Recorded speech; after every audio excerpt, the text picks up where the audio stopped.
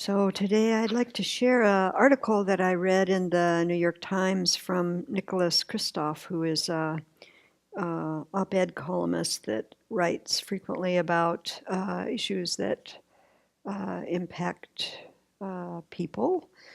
And this one is titled How to Win a War on Drugs. He writes, decades ago, the United States and Portugal both struggled with illicit drugs and took decisive action in diametrically opposed directions. The US cracked down vigorously, spending billions of dollars incarcerating drug users. In contrast, Portugal undertook a monumental experiment. It decriminalized the use of all drugs in 2001, even heroin and cocaine, and unleashed a major public health campaign to tackle addiction. Ever since, in Portugal, drug addiction has been treated more as a medical challenge than as a criminal justice issue. After more than 15 years, it's clear which approach worked better. The United States drug policy failed spectacularly, with about as many Americans dying last year of overdoses, around 64,000, as were killed in Vietnam, Afghanistan, and the Iraq wars combined. In contrast, Portugal may be winning the war on drugs by ending it. Today, the health ministry estimates that only about 25,000 Portuguese use heroin, down from 100,000 when the policy began. The number of Portuguese dying from overdoses plunged more than 85% before rising a bit in the aftermath of the European economic crisis of recent years. Even so, Portugal's drug mortality rate is the lowest in Western Europe. 1/10 the rate of Britain or Denmark, and about 1/50th the latest number for the US. I came to Portugal to talk with drug dealers, users, and public health experts because this nation has become a model for a drug policy that is not only compassionate but also effective. It's not a miracle or a perfect solution. But if the US could achieve Portugal's death rate from drugs, we would save one life every 10 minutes.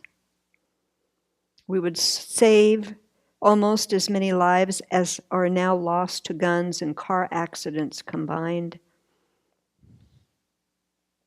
He writes, this issue is personal to me because my hometown in rural Oregon has been devastated by methamphetamines and more recently by opioids. Classmates have died or had their lives destroyed. My 7th grade crush is now homeless because of her addictions. Many people are also coming to Portugal to explore what a smarter, health-driven approach might look like. Delegations from around the world are flying to Lisbon to study what is now referred to as the Portuguese model. This is the best thing to happen to this country, Mario Oliveira, who's 53, a former typesetter who became hooked on heroin 30 years ago. He told me this as he sipped from a paper cup of methadone supplied by a mobile van. The van's a crucial link in Portugal's human health efforts, cruise Lisbon streets every day of the year and supply users with free methadone and opioid substitute to stabilize their lives and enable them to hold jobs. Methadone and other drug treatment programs also exist in the US, but are often expensive or difficult to access. The result is only 10% of Americans struggling with addiction get treatment. In Portugal, the treatment is standard. Portugal switched to its health focus under the leadership of a socialist prime minister named Antonio Guterres. And if the name sounds familiar, it's because he's now the United Nations Secretary General. The new approach was a gamble. We were facing a devastating situation, so we had nothing to lose. So let's be clear on what Portugal did and didn't do. First, it didn't change laws on drug trafficking. Dealers still go to prison. And it didn't quite legalize drug use, but rather made the purchase or possession of small quantities not a crime, but an administrative offense, like a traffic ticket. Offenders are summoned to a dissuasion commission hearing, an informal meeting at a conference table with the social workers who try to prevent a casual user from becoming addicted. Their main concern is the health of the person. Their approach is much closer to that of a medical doctor than a court of law. The public health approach arises from an increasingly common worldview that addiction is a chronic disease, perhaps comparable to diabetes, and thus requires medical care rather than punishment. After all, we don't just tell diabetics to get over it. So in the first year or so of decriminalization in Portugal, there did seem to be an increase in drug use that critics had predicted. But although the Portuguese model is often described simply as decriminalization, perhaps the more important part is a public health initiative to treat addiction and discourage narcotic use.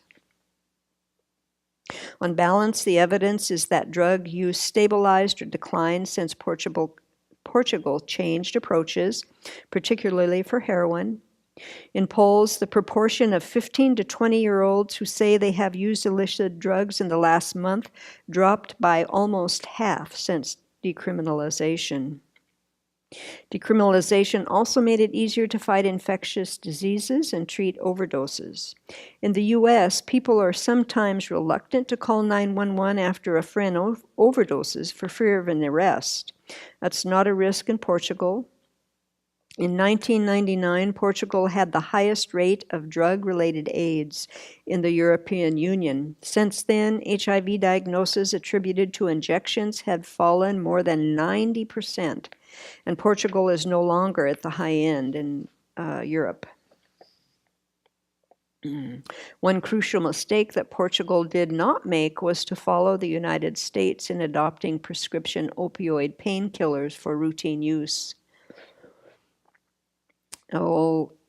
Alberto Campos Fernandes, the health minister, said that Portuguese doctors resisted overprescribing and that regulators also stood in the way. Another factor that has benefited Portugal, the economy has grown and there is a robust social fabric and safety net, so fewer people self-medicate with drugs.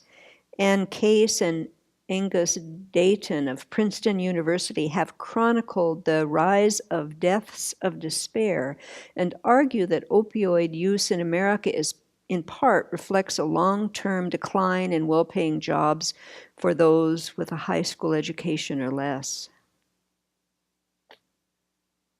One attraction of the Portuguese approach is that it's incomparably cheaper to treat people than to jail them.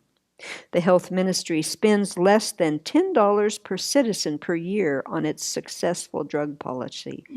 Meanwhile, the U.S. has spent some $10,000 per household, more than $1 trillion, over the decades on a failed drug policy that results in more than 1,000 deaths each week. I've been apprehensive of decriminalizing hard drugs for fear of increasing addiction. Portugal changed my mind, and its policy seems fundamentally humane and life-saving. So all of this was quite so interesting and quite shocking to me when I think about all of the inmates that I write to over the years that are in prison because of drug use. It's just astounding, and to think how much we pay for their incarceration, and then how they get no treatment often in any of the prisons. So when they get released back out, they're in the same boat, in the same circumstance. So I thought that this was quite a positive